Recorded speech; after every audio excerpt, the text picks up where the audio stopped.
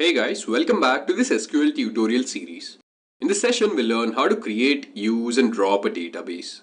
So this is the syntax to create a database in SQL.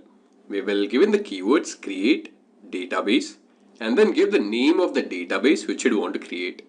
So let's go ahead and create a database in SQL. So let's create a first database guys. So I will given the keywords create, database and let's say I want to name the database as happy.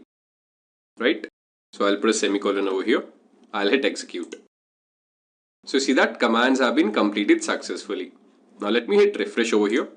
So initially we just had two databases, Igneous and Sparta. After implementing this command create database happy, we have successfully created a new database happy. Now after we have created a database, we need to know how to select a database from our existing list of databases. So we have the use database statement for this. All we have to do is give the keyword use and then state the name of the database. Now this database which you selected remains default until the end of a session or execution of another use statement with some other database. So if I put my mouse pointer over here, so we see that currently we are using the Sparta database. So now I want to use the happy database instead of the Sparta database. So I will write the command for that use. And then after that I need to give in the database which would be happy. I'll put a semicolon, I'll hit execute. So again commands have been completed successfully.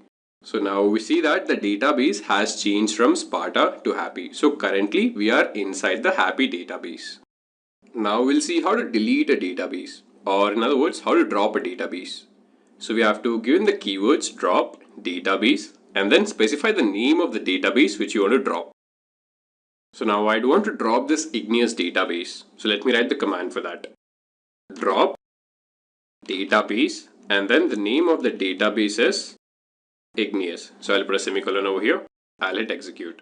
So again commands have been completed successfully. Now I'll hit refresh. So we have only two databases, Happy and Sparta.